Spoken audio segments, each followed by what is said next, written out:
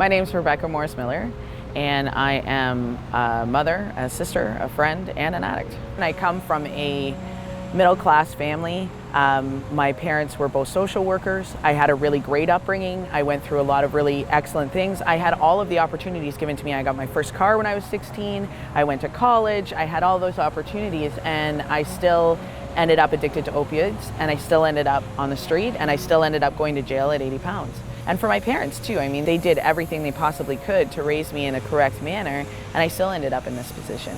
I am really lucky in the fact that my family is really supportive, and they're still supportive of me, and they still have some understanding of where that addiction comes from, but they face that stigma all the time. Walking past somebody who's homeless on the street, walking past somebody who is clearly addicted on the street, walking past somebody who's in a methamphetamine psychosis on the street is creating more of that isolation for them, more of that depression, and it takes them into a deeper cycle that they can't get out of.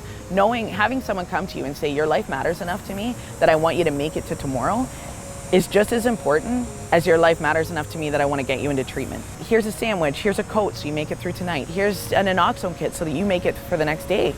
That stuff's all really important, and it helps to fight that stigma of you're an addict, you should just go off into the corner, and that does not create recovery and change. I think if you're going to address stigma and you're going to try and do it in a kind way as part of the community, then you need to do things like if you run into a parent of an addict and they're suffering because their child died in jail, their child died of an overdose, or their kid is out there and they're waiting for that phone call all the time, you need to be able to say things like, you know what, that must be really hard for you.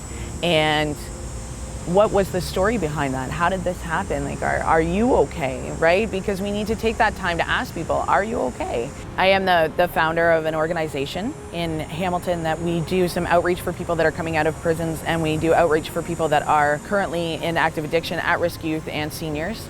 And we sort of try and bring everybody together and combat isolation and depression everywhere that we can. My story's not over, and I think that I've had these experiences and I've been able to change them into something I can use to help other people, and I think that's really powerful. Recovered addicts are some of the most amazing people I know. They've been through so many things and they've overcome so many obstacles, and they have so much to offer the world. To deny us of that because somebody happens to be in addiction today is not worth it. We need to give people that opportunity to make it to tomorrow so that they can make a choice to show us how to do things in a different way.